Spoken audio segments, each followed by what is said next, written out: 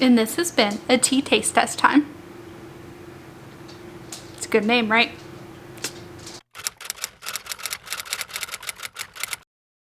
Hello, my book friends. Today is day 13 of the N.E.W.T.s Magical Readathon.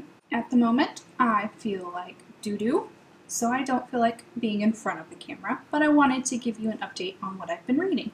So last time we talked about Second Chance Summer, I was on page 109, and I've been reading it today, and I've gotten to page 227.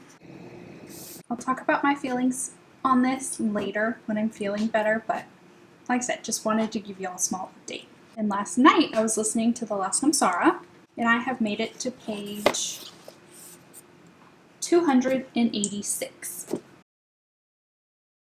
I think I can possibly finish one of these today. Not sure which, but hopefully one of them.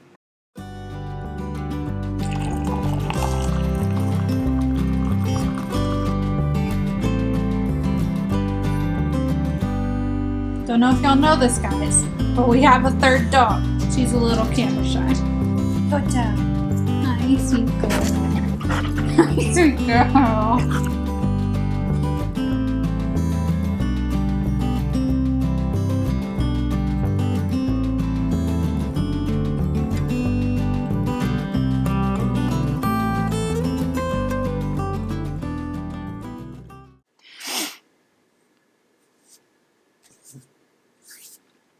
Well, I just finished Second Chance Summer. Obviously, I bawled like a baby. Yeah, we'll talk about how I felt about it later. This is really cute, right? I have a headache from crying so hard. Yep.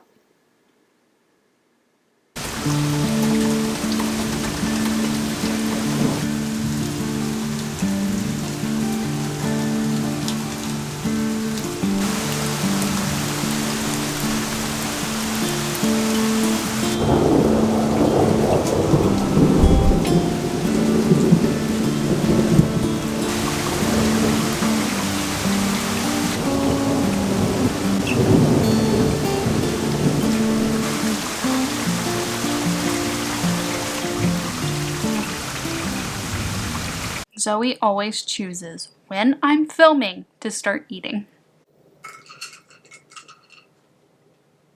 Hello, my book friends. Welcome to day 14 of the N.E.W.T.s Magical Readathon daily vlogs. The house across the street is having some work done on their roof. I hope y'all can't hear that. So I wanted to update y'all on my reading. Yesterday when we talked about the last Samsara, I was on chapter 33, which is page 286. And today I've been listening to it while putting on my face. I'm now on chapter 40, which is page 342. I am almost done. I should be able to finish it today. But last night, I finished Second Chance Summer. And finishing Second Chance Summer gives me an exceeds expectations in Muggle studies, which means I have completed my Muggle studies. Let me tell you what this is about, and then we'll go into my thoughts. This follows a girl named Taylor and her family, her mom, dad, older brother, and younger sister. And her dad has just found out some terrible news, and as a family they decided to go to their lake house for the summer. They haven't been to their lake house in 5 years, and the last time they were there, Taylor did something she's not proud of, and she ran away instead of dealing with it. So the story follows Taylor and her family dealing with her dad's predicament. It also follows Taylor trying to right her wrongs from 5 years ago. And that's what the story's about. Now, my thoughts. I'm going to put the book down. It wasn't my favorite Morgan Matson. I don't know if I'm going to be able to fully articulate my thoughts, but I'm going to try. I did not like Taylor as a main character. And I realize my issues for not liking her are personal, but she did kind of bug me. Basically, her biggest character flaw that she has to overcome through the story is that whenever things get tough, she runs away. She realizes it, she knows it. Cool. I'm not hating on her for that. It is her internal flaw that she has to overcome. But she hurt her friends 5 years ago, and she never apologized. And every time she sees them, she keeps having these moments of, this is it. I need to apologize. I need to apologize now. And then she waits like 0.05 seconds, and then she's like, oh, my time has passed. I can't apologize now. Oh well. It was frustrating. She hurt her friends and she knows it. She knows she needs to apologize. I don't get it. I think this is just a situation of I can't relate to her to the point that it's frustrating to me. Something else that bugged me was Taylor realizing that she could not remember the last time she told her dad she loved him. And she keeps bringing it up, like, I need to tell him. And she waits until, like, the last possible second to tell him. Again, this is just I can't relate to that. This is my public service announcement to you all. Tell your family and your friends you love them. Don't wait. So yeah, I know I did not articulate myself very well, but Second Chance Summer was not my favorite read so far. I'd probably give it a meh. I didn't hate it, but I didn't enjoy it. So my reading plans for the day is to finish The Last N.E.W.T.s. The audiobook says I have 2 hours left, and I've been listening at double speed, so I have about an hour left, so that's no problem. And then I'm going to pick up The Final Empire by Brandon Sanderson. I know I didn't mention it in my TBR, but I'm supposed to be buddy reading it with my friends Kat and Kasey, who I will link in the description, and I've been neglecting it. I've been neglecting a lot of things because of vlogging every day in booktube, and one thing I do not want to neglect is my friends, so I need to prioritize The Final Empire, which means I'll probably put it towards an exam, so at least it'll count. But yeah, I'm going to finish The Last N.E.W.T.s and then pick up The Final Empire. Today, I registered for classes. That's nerve-wracking. I have not been to school in over 5 years, so I'm nervous as fudge. I might start doing my sister's hair tonight. I don't know though. It's going to take a while, like lightening it and then coloring it. So I might not have time tonight. We'll see. But yeah, that's it. That's my update. I'll talk to y'all soon. Hey guys, I wanted to quickly come on here and update y'all. I finished The Last N.E.W.T.s, and this gives me an acceptable in potions. I'll talk more about my thoughts and what it's about when I wrap up this video, but I just wanted to tell y'all that I finished it. That is now 9 grade exams that I've passed, which is kind of exciting. And I only have 4 books that I have to finish to become a mind medic. But they're all pretty big fantasies, so it could take me a bit to finish them. And right now I'm going to be starting The Final Empire, so I think once I finish my reading for The Final Empire, I'm going to pick up A Conjuring of Light by V.E. Schwab.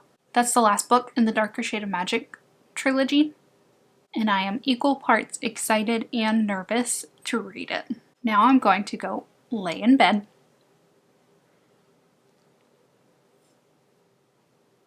and read The Final Empire because I'm tired, I have a headache, so I'm just gonna lay down and read. Alright y'all, I just bought this new tea. I'm really excited to try it. When I opened it, it smelled so strongly. This is what it looks like. It smells so good. I'll keep you all updated on how it tastes.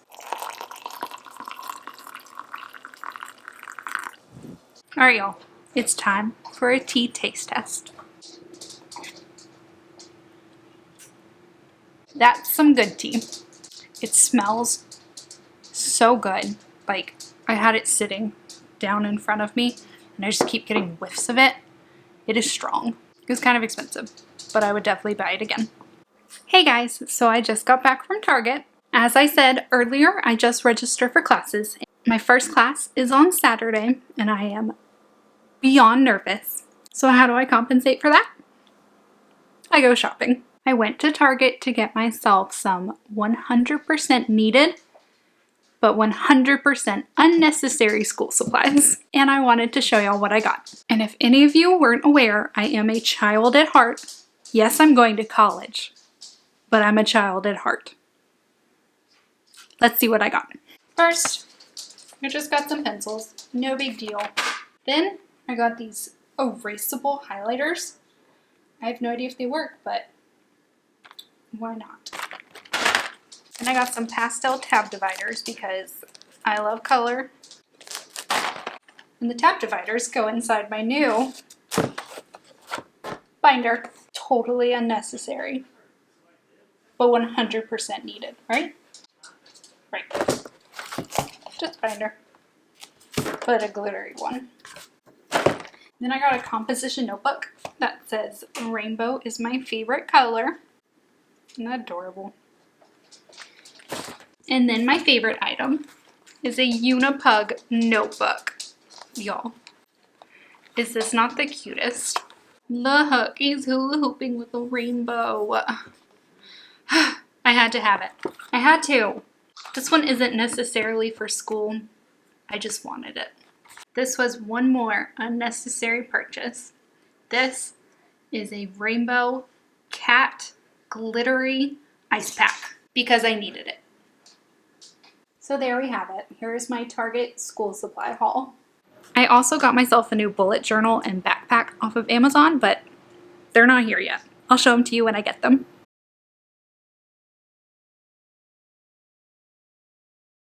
Okay, y'all.